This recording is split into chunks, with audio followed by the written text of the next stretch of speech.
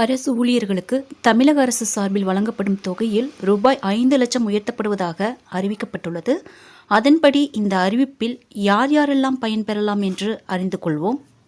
தமிழ்நாட்டில் உள்ள அரசு பணியாளர்கள், ஊழியர்கள் தொடங்கி IAS அதிகாரிகள் உட்பட இந்திய பணியில் ஈடுபட்டுள்ள அலுவலர்கள் சொந்தமாக வீடு கட்டுவதற்கோ வாங்குவதற்கோ அதிகம் செலவாவதால் அவர்களது கஷ்டத்தை குறைக்கும் வகையில் செலவில் குறிப்பிட்ட தொகையை அரசே முன்பணமாக வழங்குகிறது.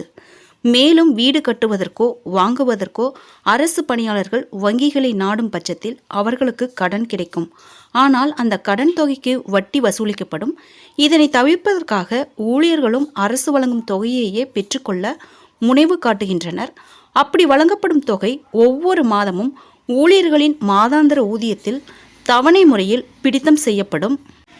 அந்த வகையில் தற்போது தமிழக அரசு ஊழியர்களுக்கு வீடு கட்டுவதற்காக முன்பணமாக ரூபாய் 50 லட்சமும், அகில இந்திய பணி அலுவலர்களுக்கு ரூபாய் 75 லட்சமும் வழங்கப்படுகிறது. இந்த தொகையில் தமிழக அரசு பணியாளர்களுக்கு ரூபாய் 10 லட்சமும், மத்திய அரசு ஊழியர்களுக்கு ரூபாய் 20 லட்சமும் கூடுதல் முன்பணமாக வழங்கப்படுகிறது. இந்நிலையில் வீட்டு வசதி வாரியத்தின் நெற்குன்றம் அடுக்குமாடி குடியிருப்பு திட்டத்தில் வீடு வாங்க அரசு பணியாளர்கள் மற்றும் மத்திய அரசு ஊழியர்கள் விண்ணப்பித்துள்ளனர். இத்திட்டத்தில் வீடுகளின் விலை மற்றும் சரக்கு மற்றும் சேவை வரி வகையில் கூடுதல் தொகையை செலுத்த வீட்டு வசதி வாரியம் அறிவுறுத்துகிறது.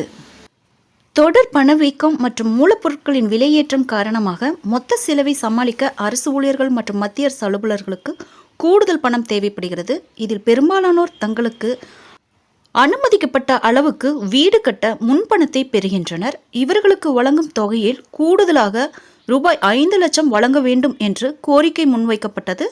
இந்த கோரிக்கை தொடர்பாக தமிழக மின் பகிர்மான கழகத்தின் இணை இயக்குனர் சார்பில் தமிழக அரசுக்கு கடிதம் எழுதப்பட்டது.